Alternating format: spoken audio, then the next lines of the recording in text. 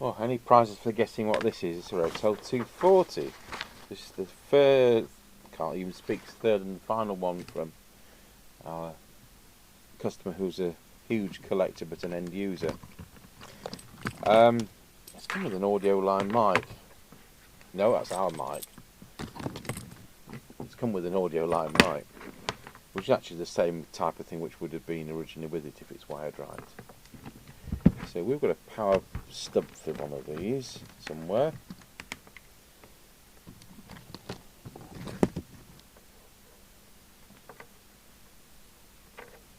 I'm tempted to open this up because you just never know what shenanigans can be in a Rotel 240.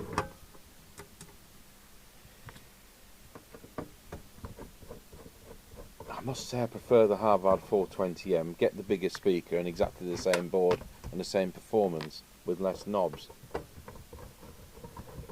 There you go, it's horses for courses. Some people like lots of things to twiddle with, but I can't see they're much used mobile.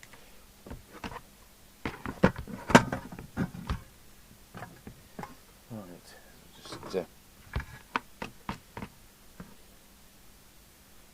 can't see any dodgy capacitors. It looks quite a genuine set, that. It may be pretty worn on the outside. It doesn't smell of cigarettes. That's always a relief. So we'll plug the test equipment into extension speaker. We'll plug the extension speaker into public address speaker. Test equipment into the aerial socket.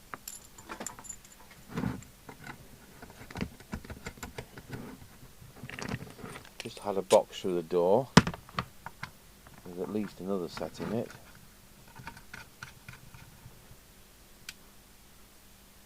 Power supply on, 13.8 volts, and we're lit up. Public address. Testing 1, 2, 3, 4, 5. So it's the right mic. Make sure they're at full.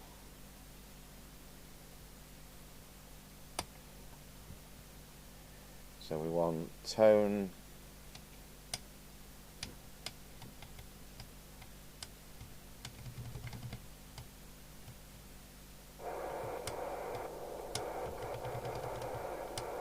Dirty switch. These are self-wiping, so you just wiggle them around a bit and they'll come right. Channel 9 off, normal. There we go. Right, I'll switch picture in picture on and see what it's doing. So straight away we can tick meter lamp off. And PA mic. Transmit, we'll go to the 3 watt scale. It's just about there. It's 2.8 watts on channel 20. And channel 40 is 2.7 watts.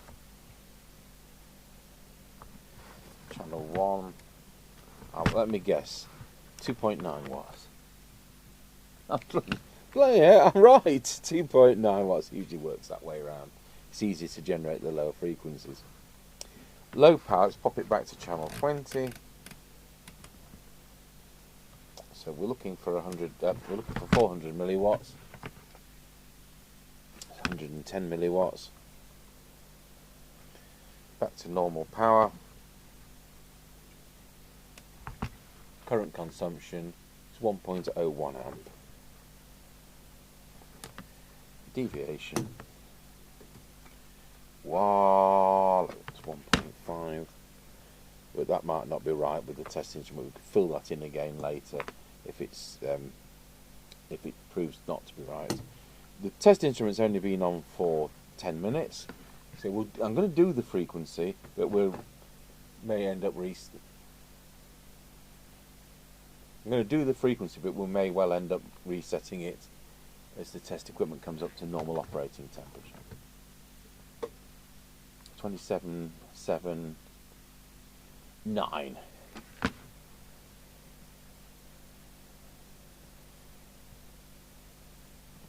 It was coming up a bit.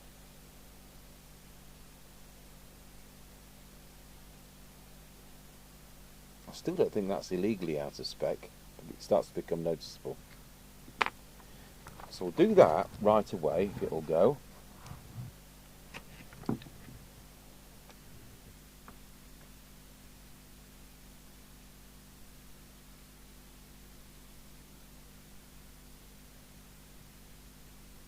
It won't go.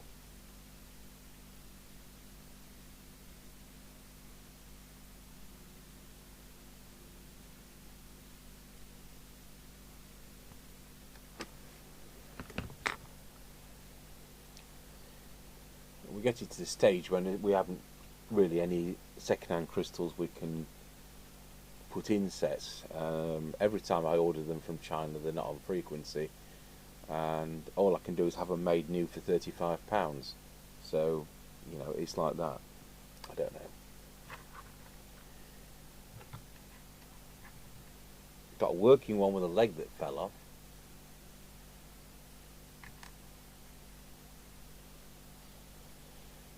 We'll see what happens as time progresses, because if it goes over 100, we'll let it go. So let's see what we can do checking the receiver out. So we'll set the signal generator to 2779, something near where we are.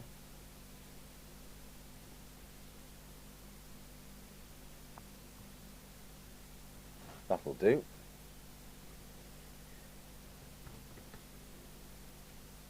Let's go over to the SINAD meter.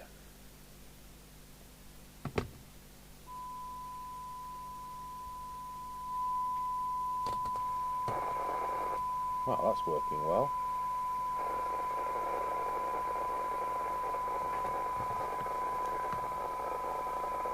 Very good receive even now.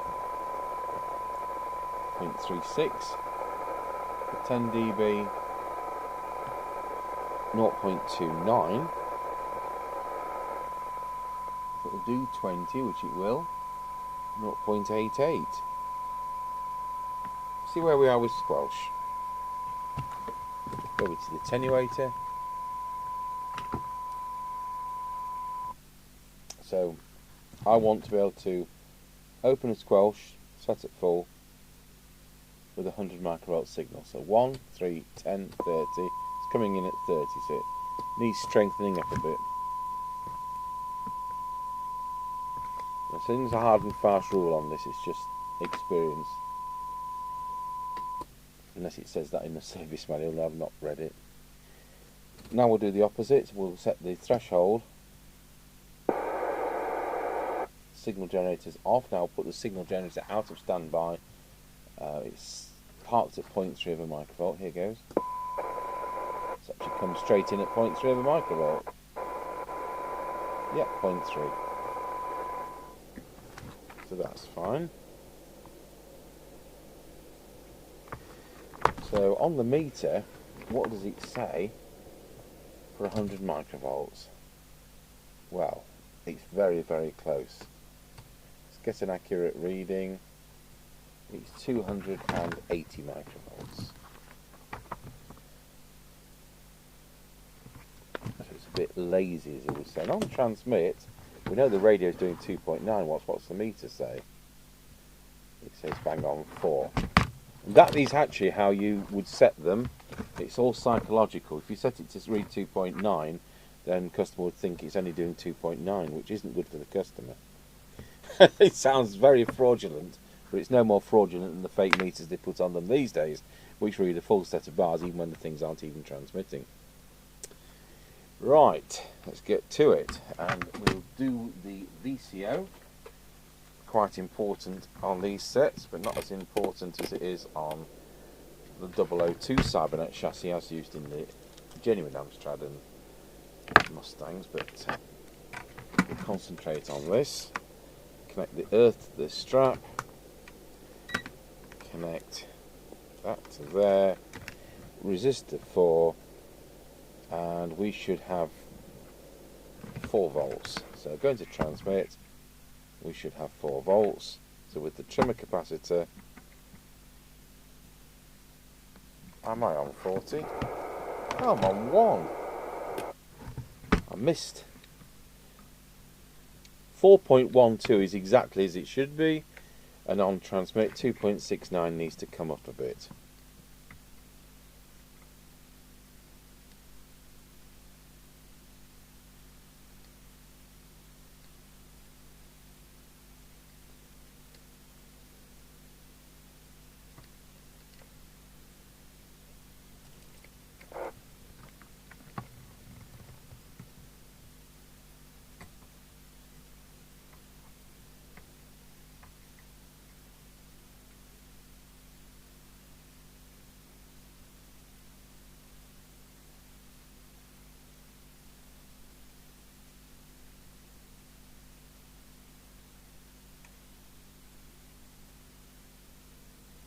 We'll leave it at...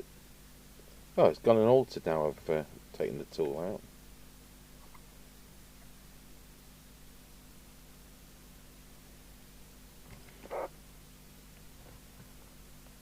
Just pop that down a fraction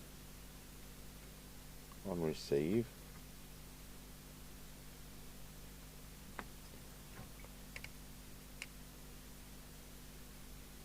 Just see how that pans out on channel 1. That's alright, and that's alright, so we're alright.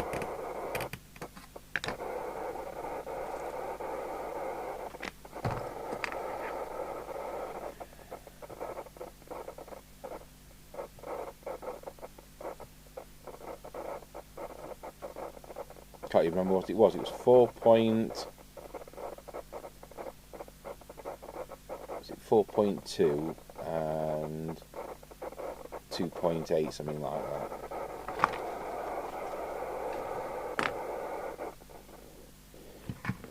Right, discard that. It wasn't far out, but the danger is you can end up with channels dropping out when it's cold or exceedingly hot weather. But they're pretty stable, these sets. You just don't know whether it's when you get a set like this, you don't know if it's been messed with, and so it's best checked over and reset. So here we go with transmit power. Make sure now we're on channel 20, just like that.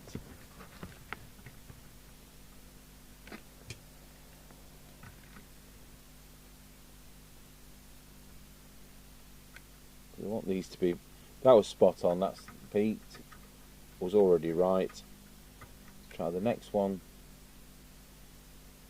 That was already correct.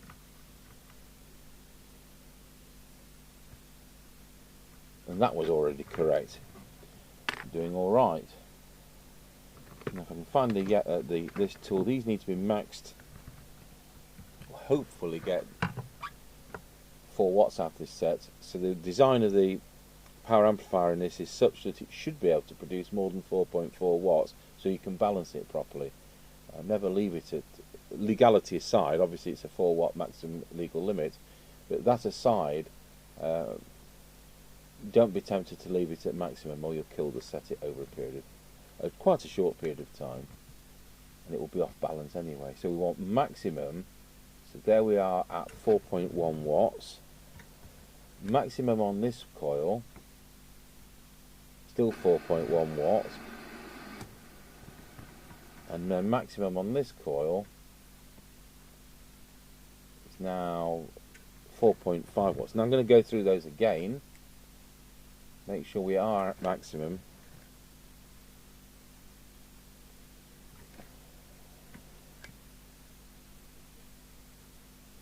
So it's doing 4.5, so we need to turn the yellow one clockwise till it gets to 4.4,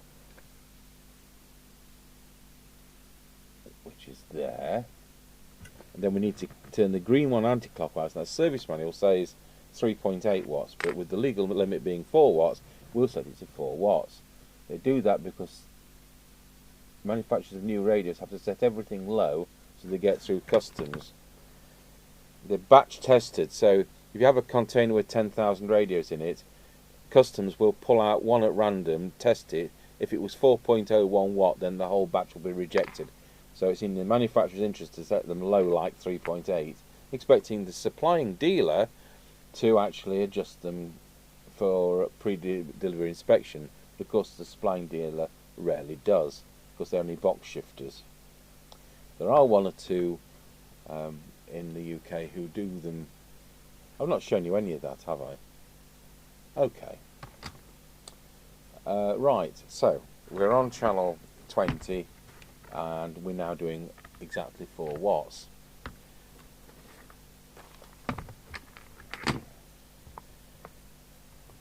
Whilst we're on channel 20, the radio is now drawing 1.21 amps.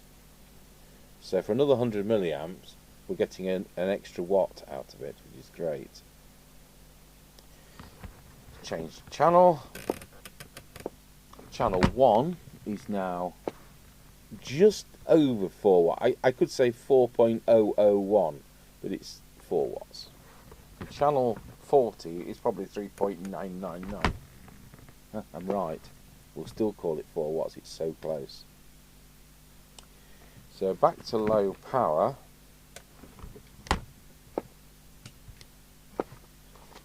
I think that needs cleaning, the preset. They seem to be susceptible to getting dirty.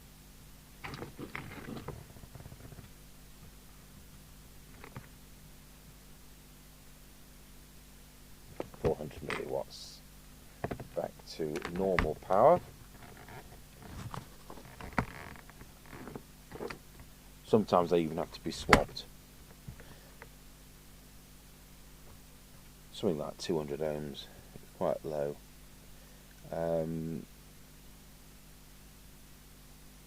Let's do the RF meter. So it was reading 4 watts when it's doing 2.9. Now banging across to 5.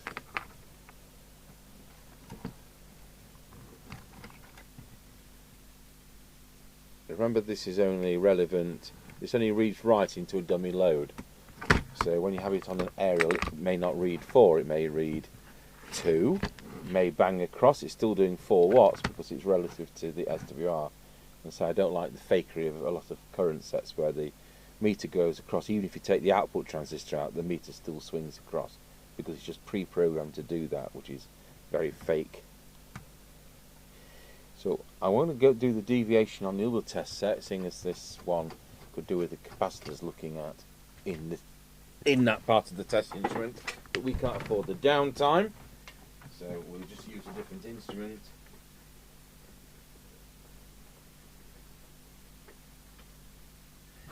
See what we've got. Wow, look, we've still got 1.5. We're probably reading right today, but we'll check it. Wallow, wallow. That looks right.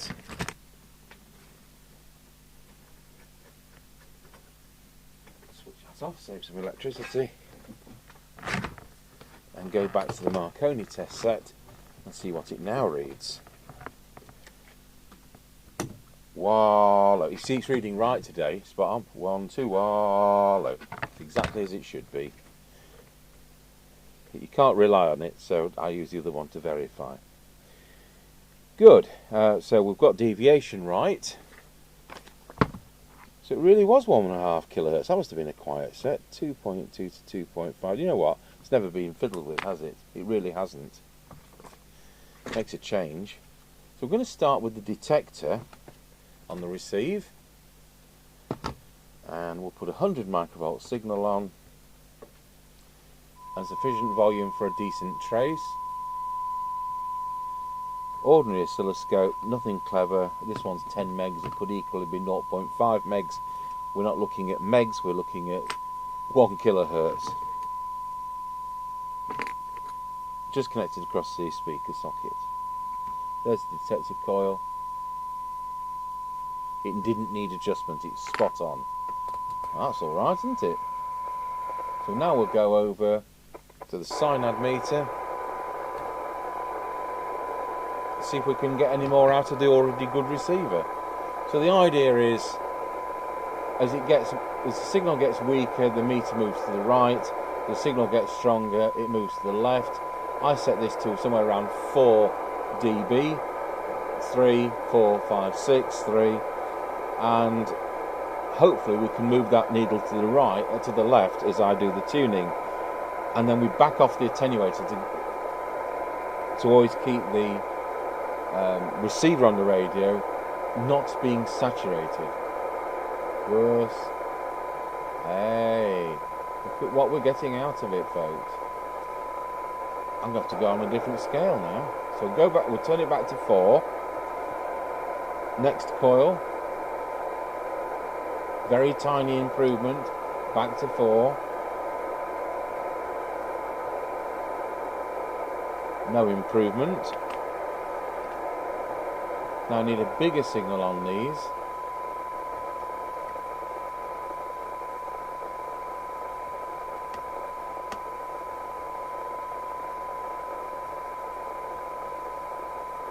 It's about as good as we're going to get.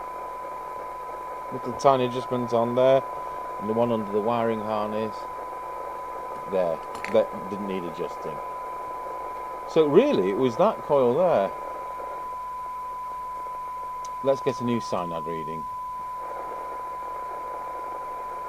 Now it's normally, I don't mind telling you, it's normally the best performers of the Cybbernet chassis, SMC Oscar 1, the one with the tiny meter, the Harrier 420M, and the Binatone 5-star, and did I say the Harrier 420M? They tend to be the best. I don't tend to get best performance out of any Rotels or any Yorks. But this looks like this is probably the best Rotel 240 I've ever seen. So we've actually got 0.2 microvolts for 10. I'm going to have to change scales.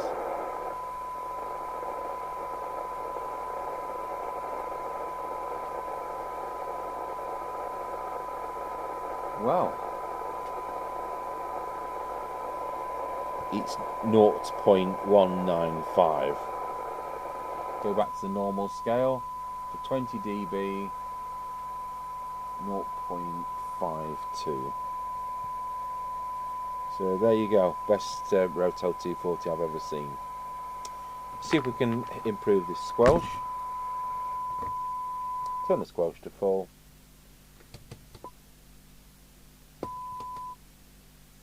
It's actually corrected itself. So by retuning the receiver, it's coming in at 100 microvolts, exactly as it wants to be. We don't need to touch that. It'd be the preset there if we wanted to touch it. So that's now correct. So we'll put 100 microvolts now there, and I've no doubt the sensitivity is exactly where it was, but we'll just check.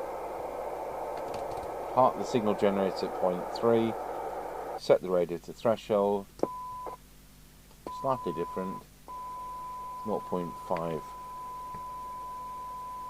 Good. Right, let's have a look at the meter. This may have fixed itself, but it may not. It's so close, but it will just adjust. Just adjust, that's a good way of putting it. With the preset there, just pop that onto the 9 there. So that's now corrected.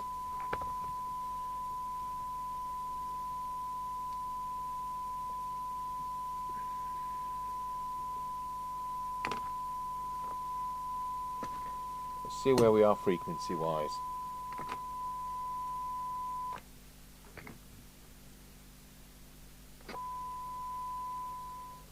We'll come back to this in an hour's time, see whether we've got any improvement on that. I'd say I'm really struggling now with finding crystals which are going to be better than what's in it. Right, we'll finish this video off, and about 6 hours later, where are we? 277908 is the best we've got. So that is fine to me. So we've done some maths, and 2779125 for channel 20. The government say the maximum frequency error before it becomes illegal would be 1500 hertz. So that would bring it right down to 27.78975. Now the realistic service manual, because they're really, really good service manuals for the realistic products, agrees that that's the figure for absolute maximum worst possible scenario. We wouldn't let anything go that bad. But what it does say is their recommended worst possible before there's noticed to be a performance drop is 79071. So that's kind of the ideal limit. We'd let something go, you know, if it was a crystal controlled walkie-talkie, something like 026, we'd let it go like that bad. But with something which is synthesized, if it was less than that, we would think it really needs looking at. So that's our maximum figure, because I've been asked this before. So it's 1500 hertz, which brings channel 20 right down to 78975, and that's the maximum legal limit. So we're absolutely fine, because if I've got to start changing that crystal, it puts it into another price category for the customer, and there's no benefit. So it's not like the one we did the other day, which was 064, and I did change the crystal, but that was the last scrap AM set. And the thing is, most of the scrap AM sets are now also more than 40 years old, and the crystals in them are worse than than this. So there we are. I got 2 brand new ones in stock for these, and they've drifted out of spec because they're also 40 years old, because they're factory original brand new ones. And this is sometimes the problem when you start, I'll buy lots of spare parts in to cover us for years and years and years, but those spare parts also fail. So people interested in electronics, capacitors are not something to buy in and keep in stock, and neither are crystals. But there you are. So that's satisfactory. But I wanted to get to the bottom of it, so I've actually discussed it with Mr. Chippy, and we've gone to the trouble of getting the calculator out and the textbooks.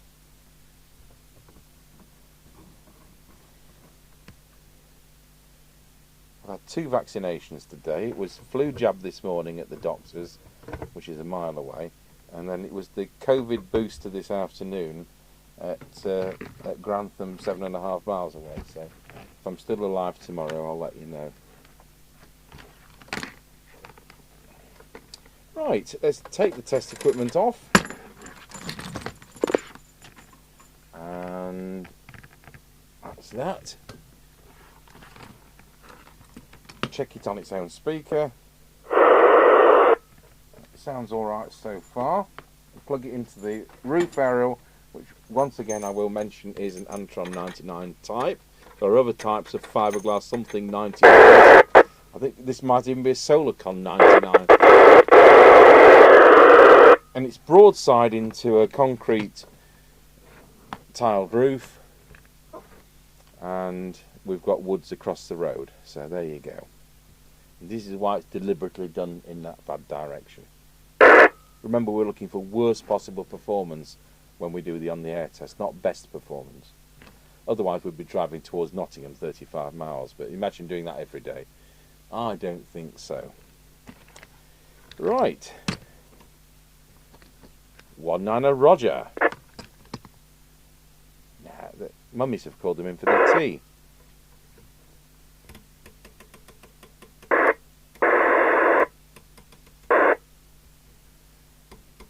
I love living in the middle of nowhere.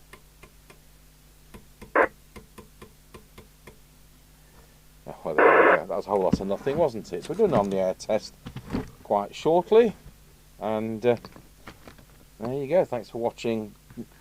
Nice little retune on a Rotel RVC240, which is performing exceptionally well.